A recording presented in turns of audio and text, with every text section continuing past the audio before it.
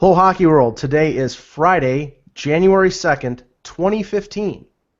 I'm Ryan Garner. I'm Ty Anderson. I'm Josh Rimmer. And I'm Michael Lagello, and this is the Hockeybuzzcast here on Hockeybuzz.com. We may have Eklund joining a little later on in the webcast, but right now it's just the four of us on a Friday to discuss the fact that thankfully the holidays are over with. I don't know about you guys, but I dread the Christmas holiday. I dread the fact that it's New Year's, and once we get past it, it's so freeing that we can actually celebrate like a normal work week and just watch hockey, nothing interrupted. If everything is when it should be, it's so joyful to not have to deal with holidays anymore. Anyway, sorry, Ebenezer Scrooge is going away. Anyway, guys, let's start with the Winter Classic. The Washington Capitals and Chicago Blackhawks faced off at the Nationals Park in Washington. Pretty good game. Washington jumped out to a 2-0 lead. Chicago came back and tied it. Washington has a power play late in the third period, and Troy Brouwer scores the game-winning goal with less than 15 seconds left to go in regulation, so the Capitals get a 3-2 victory. I'll give my personal point of view on the Winter Classic as an event a little later on, but Ryan, what were your overall thoughts on the game and on itself? I mean, the overall game was fine. It was an entertaining game, and it's nice because it is a nationally televised game. It's the only game happening at the moment. It's better than watching the East Alamo Texaco Bowl, featuring two teams no one cares about. So for the time slot and for what it was, I liked it. I mean, we're all used to the Winter Classic by now. We're used to the scene of teams playing outdoors. The novelty's definitely worn off. But for what it was, just a game between two pretty good hockey teams, turned out to be a pretty entertaining game and fun to watch. Ty, Boston's been involved in a couple, I believe. The Leafs have been involved in one. So the Winter Classic is a spectacle. It's an interesting thing to watch. There wasn't a old-timers game this year, but there were enough events and enough things to keep people interested. But to me, it's starting to get a little bit old hat and a little boring, but that's my personal opinion. What were your thoughts on it? I mean, I went into this year's with the lowest expectations possible because I thought, Capitals and Blackhawks, this isn't really an entertaining matchup. Mm-hmm. I love Ovechkin, I love watching Blackhawks play, but I just felt this wasn't going to be a fun game. But it actually surprised me. The ending sort of makes everything great. If it went to a shootout again, I probably would not have felt the same way because I just felt that's kind of boring.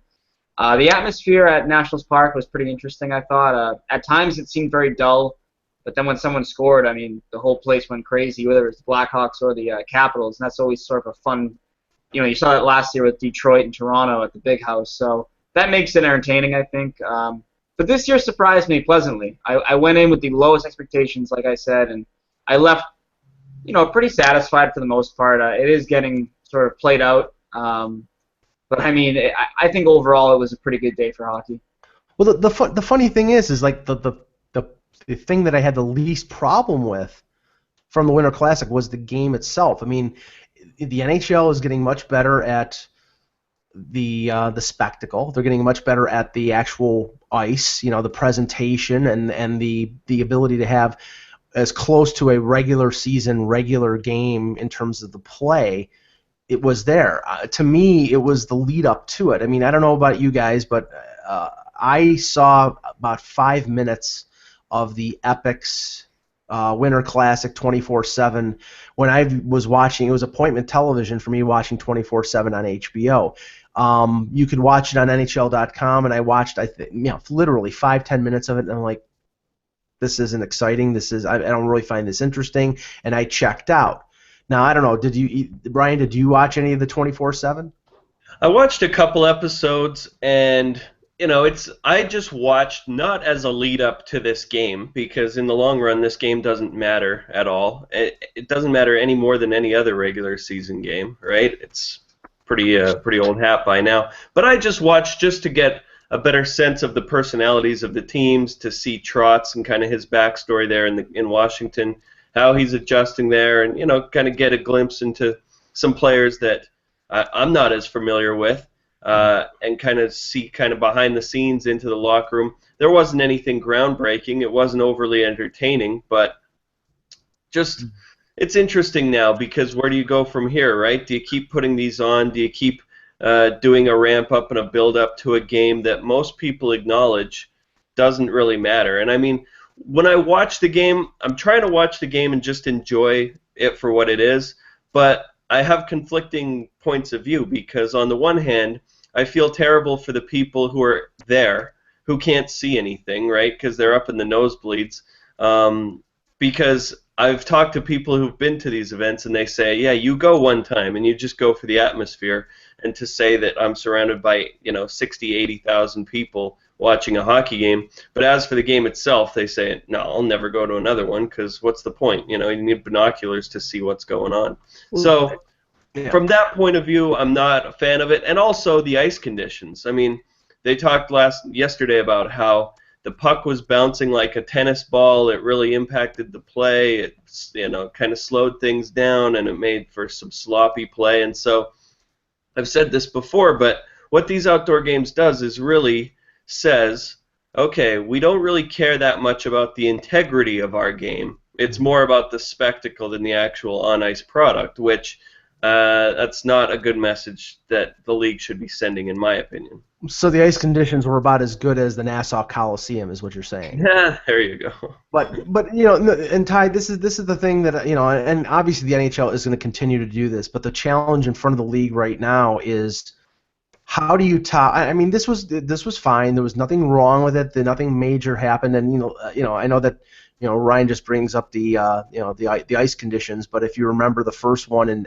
between Edmonton and Montreal, the ice was cracking on that one. So I mean, the league being able to have a playable ice surface, that is right now there's been enough advancement of technology and things of that nature that they can put on at least a decent game. But right now it's more the spectacle. And this didn't top last year with 100,000 or 105,000 people at the Big House in Ann Arbor.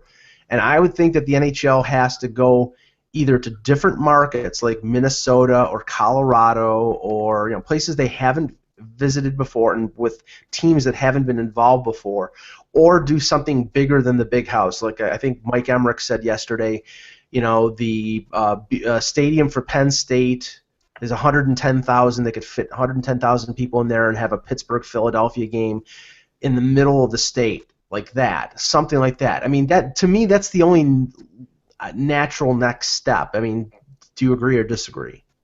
No, I agree, because you look at, you're already running out of venues. Next year they're talking about Boston hosting it once again, and I think you go, all right, well, it's going to be Fenway again or Gillette Stadium. You only have two options there. One's a 35,000 baseball park, the other one's 67,000 football stadium. So you're really not going to change the world with that game.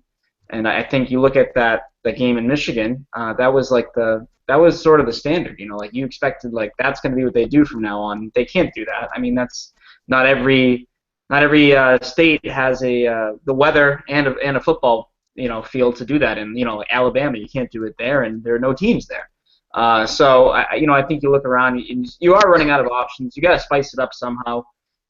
Maybe you make I saw someone float up the idea that maybe you have the All-Star game become the Winter Classic, where it's a neutral site and you add a little bit to it. I don't know if that's the way to solve it, but they are going to run out of options at some point, especially with NBC's sort of unwillingness to feature other teams based on the ratings.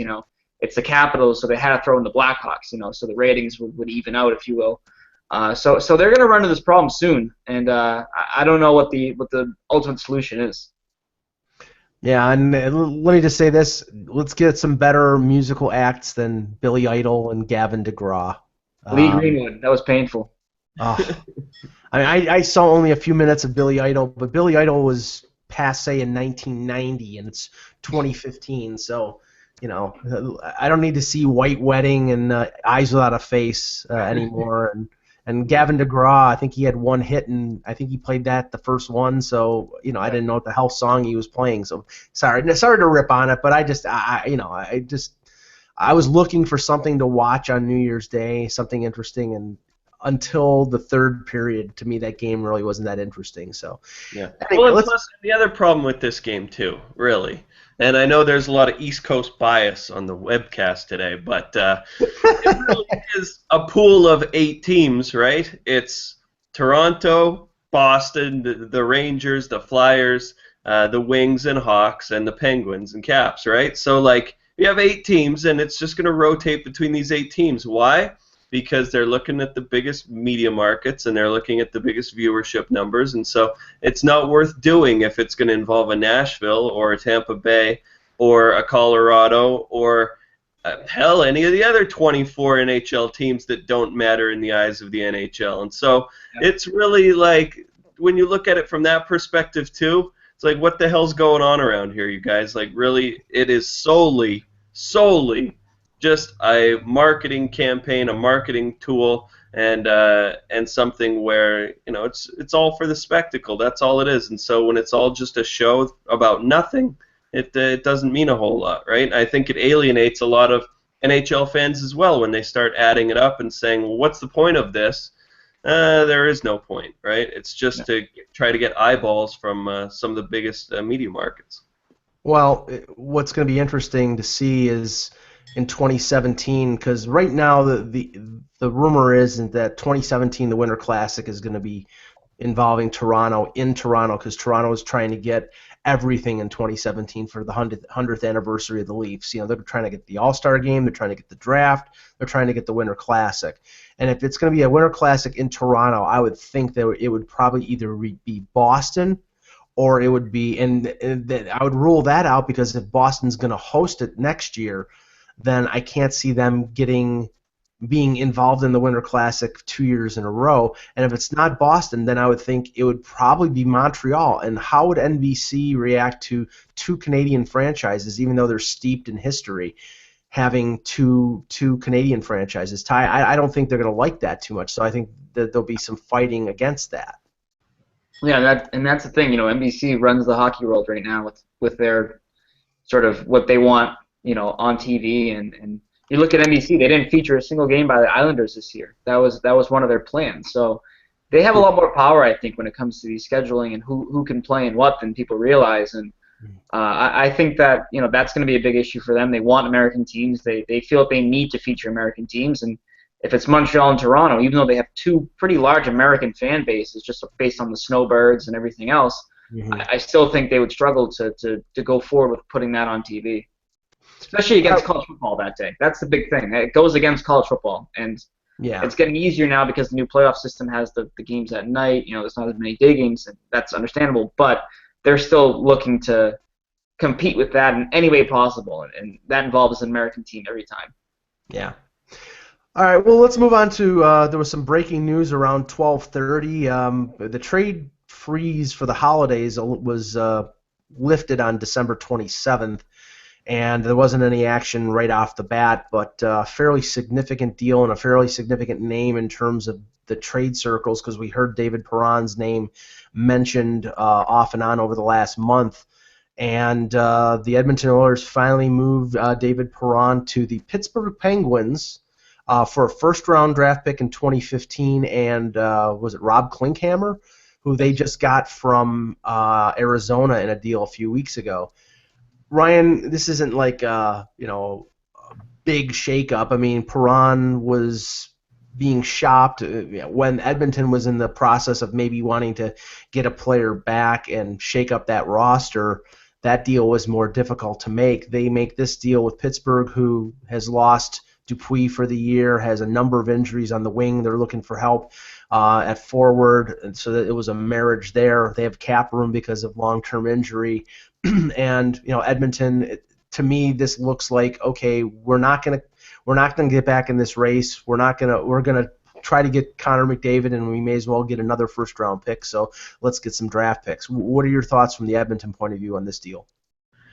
I think I speak for Oiler fans everywhere when I say I'm depressed by this trade, kind of appalled by this trade.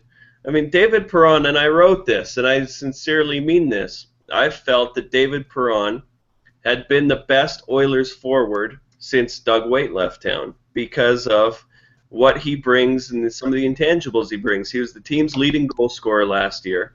He brings a physical edge. He brings some intensity and an honest effort every night.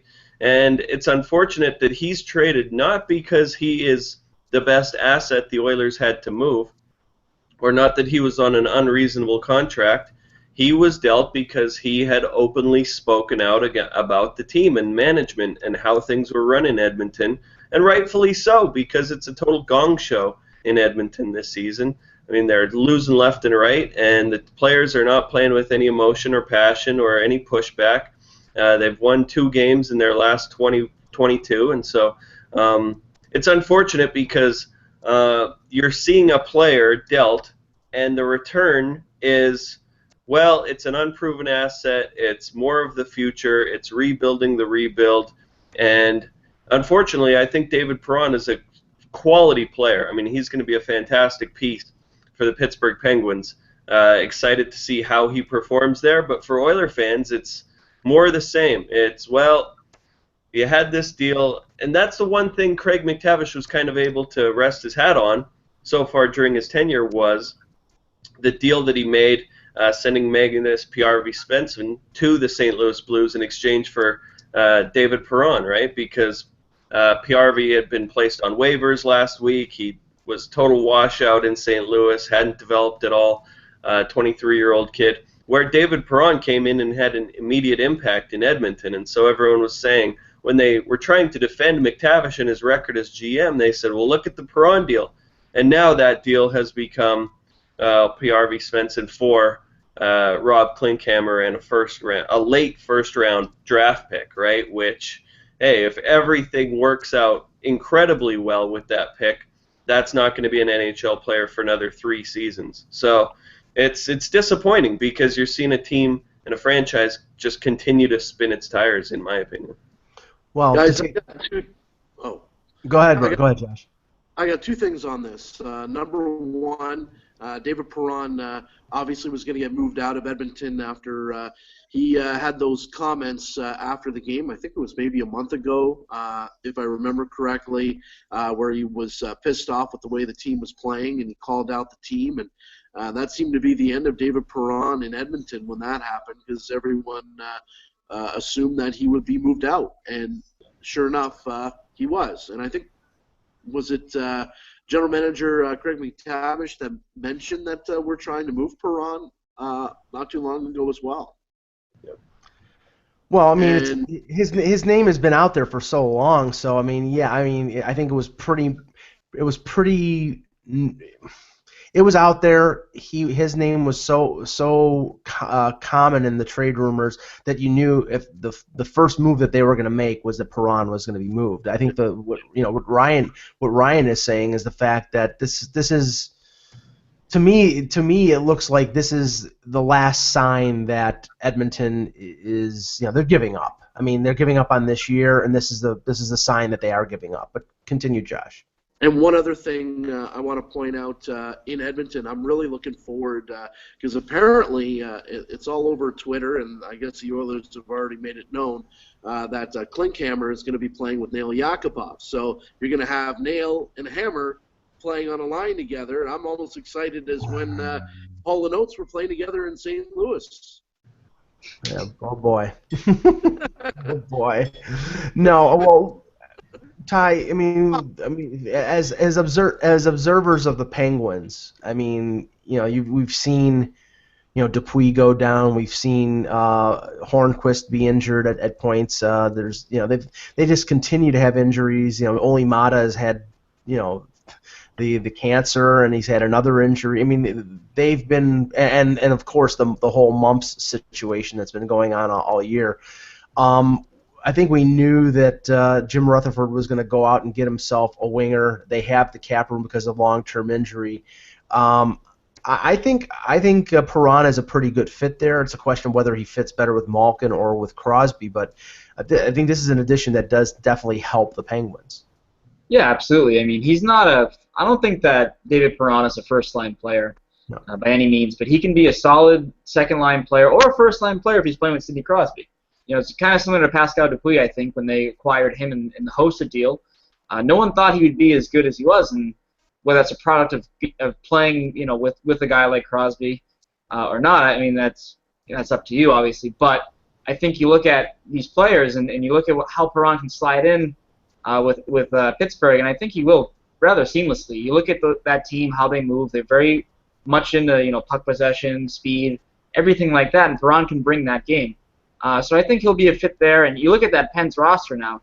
If and when they get healthy, I mean, that is a machine. The only thing that you have questions about, obviously, Marc-Andre Fleury and whether or not he can be the guy that delivers you a full-round playoff run, and that's been an obvious issue for them for years now. But everywhere else, this team looks really, really strong if they can get healthy. Yeah, and that's been the big question. I mean, I've never seen it. Well, there have been a few teams that have had a slew of injuries this year, but this team, I mean, if it's not illness like the mumps, it's just been complete bad luck with that team and with key players as well. I mean, the only players that have really not been affected have been the core guys of Crosby and Malkin, and that's happened before too. We know with Crosby, knock on wood, with his concussion history, and Malkin has had a few injuries over his career. If they keep those guys healthy, and if Fleury stays healthy, they'll probably do pretty well in the regular season. But ideally, they want all those guys back just before the playoffs so they can sort of have everybody on hand. Yeah. But I don't. Ryan, I don't think this is the last move for the Penguins. I think they still have the flexibility to add a body or two before the deadline, and I think there will be a lot of players out there, pending unrestricted free agents who the Penguins could probably get for relatively cheap price if they can fit the cap figure, fit them under the cap. Yeah, absolutely. I mean, they do have some flexibility. I think a player who'd be a great fit there would be Antoine Vermette, who people keep talking about. He's going to be on the trade block coming up to the deadline. So, I think you're right. And one thing I think the Penguins see, they've obviously, their defense is solidified, right? The people are healthy on the back end. Marc-Andre Fleury's playing fantastic. You look at the Eastern Conference right now, and what a wonky year it's been out east. And everyone looks at the Penguins, I think, as the favorite right now, but they are. If you're the Penguins and you're Rutherford, you're kind of gunning for those Western Conference teams. You're looking around and saying, okay, what am I going to need so that not only make it through the Eastern Conference to the Stanley Cup Final, but beat Chicago or LA or Anaheim or whoever comes out of the West, right? And whether that's increased scoring on the wings, whether that's some more versatile two-way players up front that can give you some better face-off numbers, just more well-rounded play on your special teams, your penalty kill. I think he has to address those situations. But one thing that's looking great for the Penguins right now, and they're going in, I mean, look at some of the surprising performances they've had. Hornqvist has looked great. I mean, Kunitz is, putting up your regular Kunitz numbers for this season. And I think when you have guys like Steve Downey's just playing fantastic. I think he's playing some of the best hockey of his career. So when I look at just and Spalling too. Yeah, I mean they're exactly. Blake Como, guys like that who, hey, it's a small investment, but you're getting some solid returns out of those players. I think David Perron's going to be a perfect complementary piece. Like you say, it's just a second-line winger, whoever he lines up with. Maybe give him some power play time, see how he performs there, because they really kind of bought low when you think about it. I know first-round picks have a lot of value, especially in a deep draft, but it's a late first-round pick. You're not giving up too much, right? And for the Penguins, you're not looking at the future. You're looking at the present because it's time for that team to make some noise in the playoffs again. Yeah, and I have a feeling that what may be at work here with McTavish and the Oilers is if they can find themselves a player who's young, who another team wants to move, they flip that first-round pick to get that player, because I think more than another prospect that they need to wait 3 or 4 years to see, they're going to be interested in maybe acquiring somebody who can help them now and in the next year or two. The question is, Ryan, just quickly, because then I want to ask Ty about a couple other players whose names have been in the hopper in terms of trades. Who's the next body to come out of Edmonton? Is it Petrie, or is it something bigger? Is it another forward, one of the core 3 or 4? Yakupov, Eberle, Nugent Hopkins, or Hall. I don't think any of the 4 core move. I don't think any of those 4 big names move. I think it's going to be Petrie, simply because he is a free agent coming up this offseason. Mm-hmm. He is definitely not re-signing in Edmonton after being a healthy scratch early in the season. There's some bad blood there. He wants to get off the island. I mean, there are a lot of guys who run out of motivation to play in Edmonton. And when you have an option to go somewhere, when you can kind of write your own ticket and decide your own fate as far as being an unrestricted free agent, there's no way Petrie remains. So the Oilers move him at the deadline. It's not going to be a great return, obviously, but yeah, he'll be the next to go, and you might actually see it sooner than later with the defenseman market and people looking for help on the blue line. We'll see how it goes. But really, also in this deal, I think the Oilers, it's such a mess with Craig McTavish and the job that he's done there so far. But I really think he wanted Klinkhammer in this deal, which sounds insane because Rob Klinkhammer is a limited guy playing a limited role, right? Not much value. But they like big bodies from Alberta, and so Rob Klinkhammer fits that bill, 6'3", 220, whatever. Just a grinding third, fourth line winger, center, sorry. And that's not how you build a team. I think Craig McTavish is looking down the road at Calgary and saying, well, they have a bunch of these just, bodies that are just warm bodies that are somehow coming together, playing tough physical game and no quit in their game. And so I think that's what we saw with the move with Boston earlier, and now this Klinkhammer deal. So he's trying to build a team by he figures he has all the skill he needs, just needs to accentuate it with some physical bodies, and that's not going to work.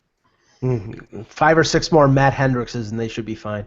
Yeah, exactly. Ty, the team that seems to be on the precipice of getting involved in the trade talks is Arizona. I mean, they announced the Barraway purchasing of the franchise on, I believe it was on New Year's Eve. So he owns 51%. So there's supposedly now a little more certainty in ownership. But there have been some players. Ack has mentioned Keith Yandel on a number of occasions, and his name has been out there the last couple of weeks. He's making over $5 million. So if that franchise has limitations in terms of what they want to be paying players, or if they want to get some young, cheaper players back, a guy like Yandel who could help a number of teams might be an option. And then the other name that was mentioned was Antoine Vermette. The question I have is a Yandel deal for Arizona one of these deals where, is it the typical a roster player, a prospect, and a first-round pick, or because Arizona has such a difficult time getting talent back, are they going to want to make a one-for-one deal where they're going to get a player who can help them now for a guy like Yandel who has a couple years left on a contract? I think it'd be a mix of both. This isn't a player you want to give away for spare parts and, looking 3 years, 4 years down the road. But at the same time, who's to say that an immediate player, a player that can make an immediate impact changes what you are this year or even next year? So I think what they'd want to do is they'd want to get a guy who has a solid NHL resume to his name, a top 6 winger, because they really don't have anything there that really stands out to you, especially after losing Radim Vrbata last year, or this past summer rather. So you look at that team, and they really need some high-end talent. And given what they have on their back end with Ekman Larsson and Yandel, you'd think that one of these guys could bring you that return. Whether or not they feel that they need that now or 2 years, 3 years from now, I think it really kind of depends what the new ownership is going to do and how they view this team. Mm-hmm. But I think that Yandel's a guy that you could move for a proven top 6 winger and a pick and or a prospect. I think his resume sort of speaks for itself, and we talk about teams that covet, that quote-unquote puck-moving defenseman. He is that. He's very strong at that. Yandel's a Boston guy. Speaking to someone very familiar with him, he would like to come back east if it's a trade. Be a bit closer to home. People, the person I talked to said he wouldn't mind coming to Boston.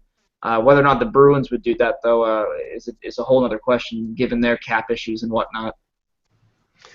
Yeah, and I know that I've heard more than one, maybe two or three of the insiders throughout the league who have said that Arizona should, maybe divest themselves of these players and make a concerted run at an Eichel or a McDavid because, Ryan, if you get one of those two players, yeah, especially if you're a franchise that's been in trouble like Arizona has, and they turn out to be, living up to what people think that they're going to live up to, that's a guy who changes that franchise around and maybe, saves that franchise for Arizona. Do you think that is what Don Maloney may be pondering doing, is trading off a couple players to make sure that they end up 29th or 30th? I hope so. I mean, if I'm a Coyotes fan, I want to see that team improve and gain some relevancy at some point. I think there's no other option. I mean, what's the alternative? Finish 26th? I mean, that doesn't get you anything. So, unfortunately, I hate that we're in like a tank mentality, and that's acceptable practice in today's NHL because it really shouldn't be. But when you're looking at generational talents like this, obviously you have to look at what's best for your franchise long term. And if these players, yeah, like you say, become the next Crosby or a player of that ilk, then that's a game changer. I mean, that's a huge difference maker, both in your attendance, revenue, and the on-ice product. I think these general managers are being irresponsible if they don't do everything that they can to get one of these two players. I mean, okay. I now I want to sort of morph to the World Juniors here. We're not going to talk a lot about it, but some of the matchups tonight are pretty interesting. It's like I'm sure the Hockey Canada and the venues in Toronto and Montreal are very happy that the matchups turned out the way that they did, because if you couldn't put this together any better. You have the Czechs and the Slovaks rivalry, the U.S. and the Russians rivalry, the Swedes and the Finns rivalry, and then Canada with the sacrificial lamb of Denmark, which they'll probably beat like 10-1. So this is perfect. The matchups are absolutely perfect for the beginning of the elimination round for the World Juniors. I think that the Americans have the toughest matchup against the Russians. The Russians have played pretty well, but I mean, Ryan, as a loyal Canadian, are you very happy that you're going to destroy the Danes 10-1 today? Well, I don't feel good about it. I mean, I'm still going to watch the game and celebrate. I don't think there will be any fist pumping or trash talking at the television today. Come on. But come on, it's the Danes. I was watching some of the coverage last night, and they said Team Canada in World Junior history has won 180-something games, right? And the Danes have won a single game. So this is an epic mismatch. The road to the final is pretty sure thing for Canada. It's paved pretty nicely with them facing either the Slovaks or who else is it? Is it the Slovaks or Czechs? Or the Czechs, yeah, that's right. So, do I feel bad for the Danes? No, but it's one of those things. Everyone looks forward for a chance to see Nick Ehlers play, and hopefully it's not a complete drubbing, right? Now, Ty, I don't know if you got how much of a chance you got to see Canada-U.S. on New Year's Eve. It was a pretty interesting, pretty impressive game. It was ballyhooed about the McDavid versus Eichel matchup, but that really didn't interest me. What interested me was to see all these players, some of them who have already been drafted, some of them who are going to be drafted next year. Max Domi for Team Canada was extremely impressive. They had that line with him and Sam Reinhart, the second pick overall from the Sabres, who a lot of Buffalo fans are very pleased with right now, because I believe he's leading the tournament with 8 points. And Duclair, the young prospect for the Rangers, that was the best line of either team. But it was a pretty close, pretty interesting game, and I believe it ended up 5-3 in favor of Canada. But Jack Eichel, I mean, to me, I don't think he's done anything to hurt his stock in this World Junior so far. No, I mean, big body, moves well, very talented, very poised with the puck on the stick as well. Just what you want to see out of a kid like this, especially with that size. So I think he's not hurting his stock, and you look around him, and I think Larkins played well. He looked strong there. This was a game I admittedly didn't get too much viewing time of. I was on my way into the Garden for Bruins Leafs. But from what I saw, I liked what I saw from Team USA. I think that they hung with Canada, and Canada, I think they have a lot of guys in their team that are, like a Domi, like a Reinhardt, that are, I don't want to say they're veterans, but compared to everyone else they're going against, they have quite a bit of experience there and some NHL pedigree, some NHL training camps. So they I think, given where they are versus where the U.S. is at, I think this is a pretty good match. Right now, USA is taking penalties galore against Russia, so that does not look good for them right now. Down 2-0, taking their 5th penalty of the first period. And so it's not a good start for them right now. But yeah, I think going back to Eichel, I think he's looked strong. I guess Canada wants all the competition out of the way, right, Ryan? No. Well, hey, man, come on, Mike. We haven't won this tournament in 6 years. It's like a national disgrace up here. Everyone is analyzing our goaltending to death, talking about the leadership, what's wrong with the core, do we have enough depth up front? So it's become we need to win this tournament. It's become a national crisis. The fact by hook or by crook. Whatever it takes. No, I mean, I'll grant Ty's point. I mean, even though Domi this is his first World Junior, he is a 19-year-old. Hockey Canada did the right thing this time around and not drafting. They didn't draft a lot. They didn't put a lot of role players on the team. They put the best players that they could, the most talented players on that team, and they've played fairly well. I mean, their defense is sort of like a no-name defense. I mean, to some people who know all the prospects, it's not. But yeah, there you go, Ryan. Thank you. Like if there was any question who the hell you were rooting for. Yeah. All I know is that the city of Toronto has become the hub for Team Sweden, because every time William Nylander scores a point, they start chanting "Go Leafs, go!" and the Swede fans start whistling and booing because they want to root for Team Sweden, not for the Leafs. But anyway, okay, let's just touch on one thing here, and then we'll go to Josh for the news. January 1st marks the time that NHL teams can start to negotiate and re-sign players who have agreed to one-year contracts. Ty, I know that I had heard from a few of the well-known insiders that Torrey Krug and Riley Smith, who both signed one-year contracts, that they have been negotiating with the Bruins, and that there may be something close to being done with those two key players. Well, what have you heard? Is there anything close with those guys? Yeah, I mean, they want to keep them both here. They're part of the core moving forward, and the Bruins consider them part of that.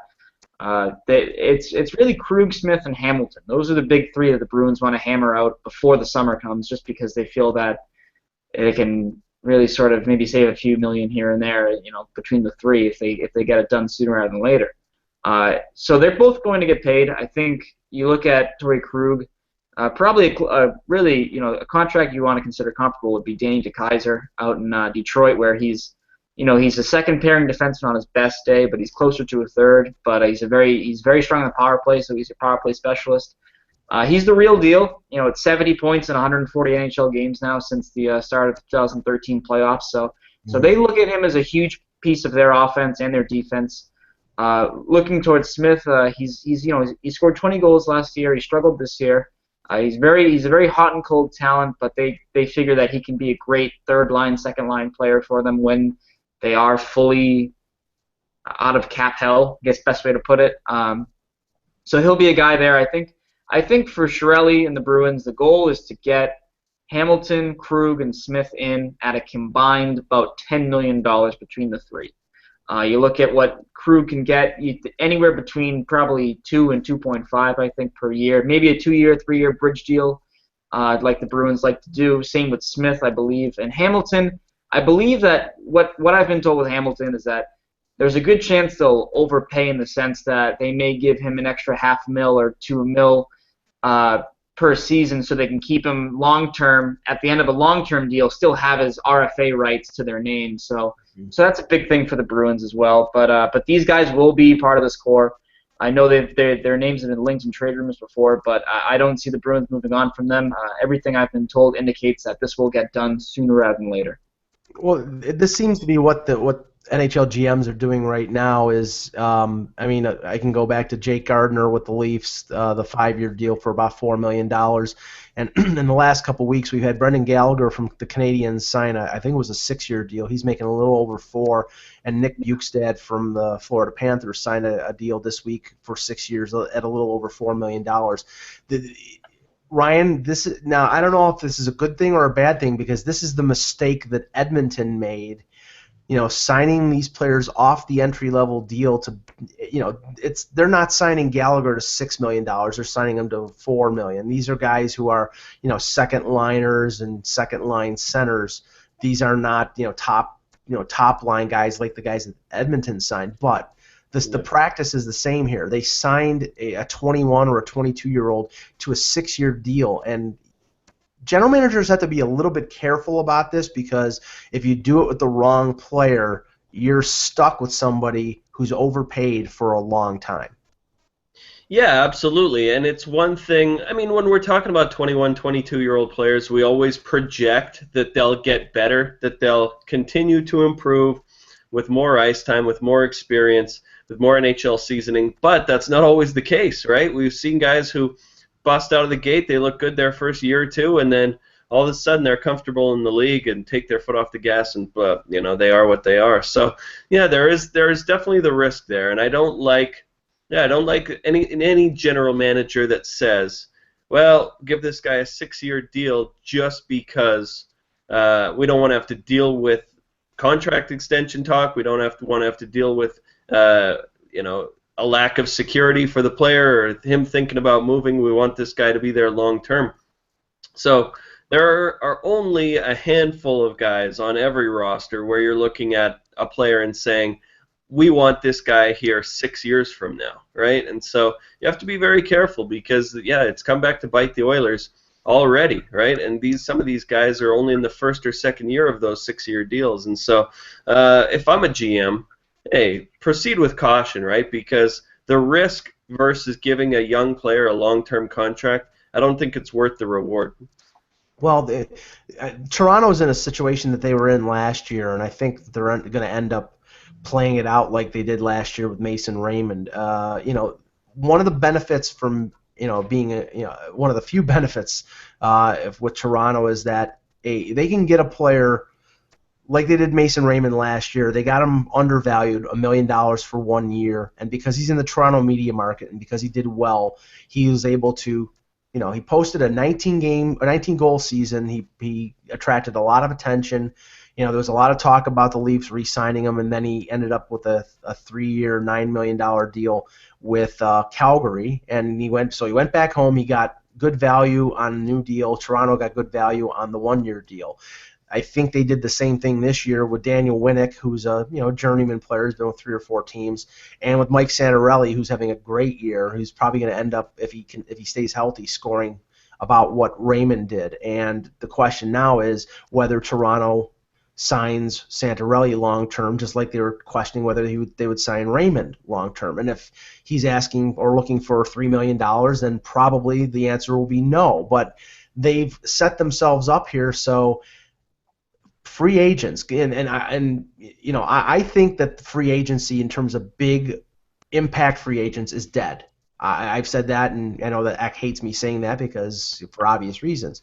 But I think free agency is dead for impact guys. Unless Steven Stamkos forces his way as an unrestricted free agent, you're not going to see a team letting an impact player go to free agency. But role players like a Santorelli, like a Raymond, will be always out there. And if the Leafs continue to do what they're doing right now, they will continue to get a value guy every year because these free agents see the benefit of playing in Toronto and, showing off their skills and then turning around and selling their wares elsewhere. So if they don't re-sign Santorelli, they'll find somebody next year just like him. But I think that they're not going to overpay guys like Santorelli who've had one good year or 1 year every once in a while. So we'll see what happens. It's going to be very interesting how those things play out, because if teams fall out of the playoff race, those guys with 1 year contracts are going to be hitting the market, and a lot of teams will have interest in them.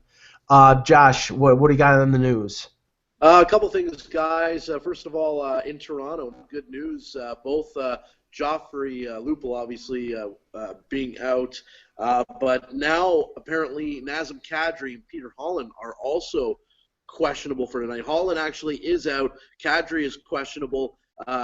Both Lupul and Holland are scheduled to undergo MRIs today.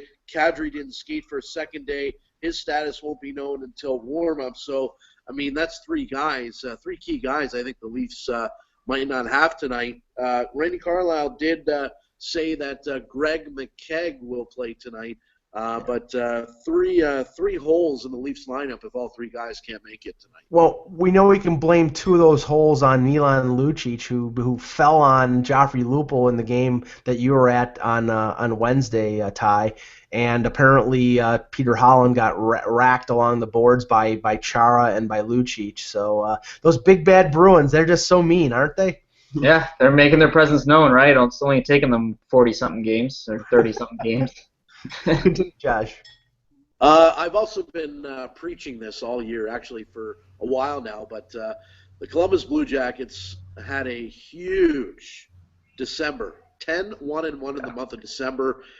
They are about 5 points out of the McDavid-Eichel sweepstakes and about 9 or 10 points away from a playoff spot. It can be done. Last year, they won in a 2-month tear. This team looks for real.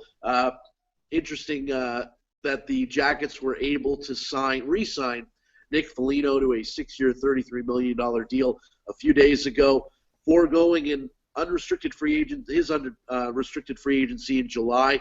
Could have had a few teams after him. He's been playing well, but Foligno said that he wanted to stay in Columbus, and he wants to bring a Stanley Cup to the city of Columbus. Pretty exciting what's going on right now, again, in Columbus with the way they've been playing. Ryan, Exhibit D on why free agency is dead. Nick Foligno gets I mean, don't get me wrong. I like Nick Foligno. He's a good player. He got $5.5 million times 6 years. Well, look at David Clarkson. I know, but what I'm saying is that was the move. That was the deal that killed free agency forever. What about Nathan Horton? Nathan Horton's got a good chunk of change too, and he hasn't been able to play. And you know what? I actually think that the reason that a contributing factor to them signing Nick Foligno is the fact that I don't think Nathan Horton's ever going to play again. I mean, I don't know if that franchise would have signed Nick Foligno for the money that they did if they were confident that Nathan Horton would come back and be effective. It just does. I mean, this back problem that we've been hearing about, it doesn't seem like he's anywhere close to being back. And if that's the case, then they can't allow Foligno to walk away. But what I'm saying is that Foligno was arguably one of the top 2 or 3 free agents in this upcoming summer, in this upcoming pool this summer, and now he's gone. Spets is gone. I mean, all these guys. I mean, it's going to get to the point where Cody Franzen and Mike Green are the top 2 free agents in free agency. Yeah, but I mean that's what you see, Mike, because when you have these teams that are not regular playoff participants, when you have Arizona, when you have Columbus, when you have the Oilers, Florida, teams like that are always going to overpay guys who are facing free agency to get them to stick around, right? That's really the only carrot they have to dangle in front of them, is just pay them the cash, give them the term, so that at least we try to maintain some stability here with our roster. We don't have turnover happening constantly. So guys like that, hey, if they want to take the dollars and stick around in a situation like Columbus, which, not saying Columbus is a bad team, but it's not a free agent destination. It's not a team that people envision being on the upswing. That's the price you pay, I guess, if you're management, and if you're looking to solidify your roster a little bit, you got to overpay those guys. I look at it, I look at Nick Foligno, and this is a player that he's on pace to have a 20-goal season for the first time in his career. Right. So if they come at you with that kind of contract, you sign right in the dotted line. I mean, I think Yarmo has been a strong GM in Columbus, but this is a situation where they're signing a contract at the absolute height of the player's value, and you have to sort of question that sometimes. I mean, the flip side is that he could score 30 this year, and then you're paying even more. The other side of the coin, though, is that maybe he goes into a 2-month cold spell, and you end up saving yourself $1 million or $2 million. So this is always one of those situations that's kind of dangerous, I think, for a team when you look at signing a guy during the middle of the hottest streak of his entire career.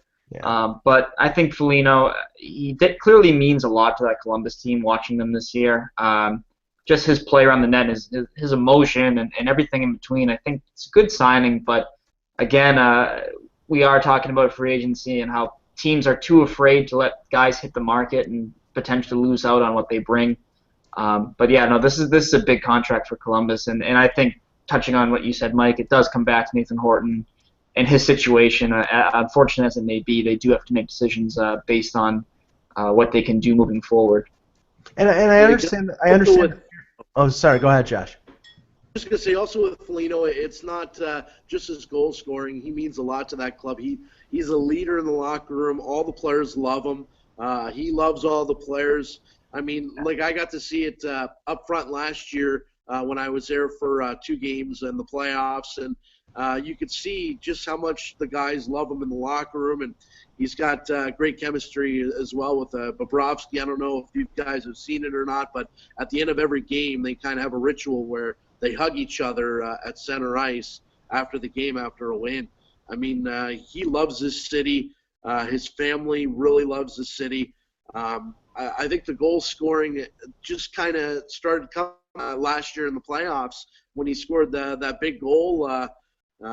And this year he's had a lot of opportunities to show that he can be offensive because he was more of a third, fourth line player before. But with all the injuries in Columbus, that gave him a shot to play top 6.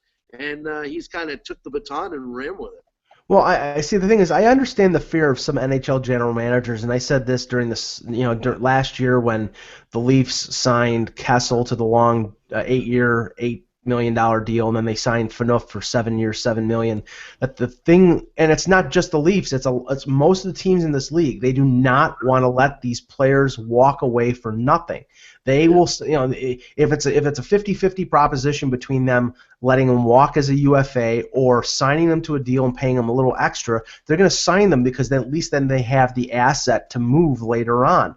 Now, not saying that that's at hand here with Columbus and Foligno because, like you said, Josh, I mean, it sounds like they want to keep him there and have him being part of that core group going forward. But that's what it's at work, Ryan, and I think a problem with what happened with Edmonton. Those guys, those young guys, were all core guys that they wanted to maintain on that team for a number of years. But once they found out that group, that chemistry didn't work, Edmonton is screwed because these guys are all locked up for 5 years. Yeah, exactly. And you have Jordan Eberle, who's locked into a long-term deal at a higher price point than he's worth, right? Because he's not a first-line player, and he's making $6 million a year. It doesn't make any sense. You can't even justify it. Now, it would have been fine if these players would have been fantastic players. It would have worked out for the Oilers very well because they'd say, okay, we got all these guys locked up long-term, no question about what their value is to the team. No one on the team can make more than this $6 million internal kind of salary cap that we've established for individual players. And unfortunately, it looks like it's kind of backfired on them in some ways. I mean, we'll see what these guys develop into because Taylor Hall and Ryan Nugent-Hopkins, we'll see. I don't know if they've reached their top-end value or their potential, but you're right, Mike. It really, when you gamble, you're gambling on these players, and if it doesn't turn out, if it doesn't translate into victories, playoff appearances, where do you go from there? Because your cap space is already being eaten up now, and other players are coming in and saying, okay, the exact opposite is true. This guy's making $6 million and he's scoring 2 points every 3 games. What am I worth if I step in and I'm a point-per-game player all of a sudden? Well, the only good thing, the only good news for teams like Edmonton, who with all these long-term deals, teams like Toronto, who have signed, Phaneuf and Kessel and Clarkson and a few others, is that most of the teams in this league have long-term deals or are in the same boat. There are very few teams that don't have contracts that they don't want to move. So since everybody's in the same boat, I think a lot of teams are going to be willing to make moves and to exchange some of these big contract guys when it comes to, say, next summer. I mean, I don't think Dion Phaneuf is safe from being moved in Toronto because he's under contract for 6 more years at $7 million.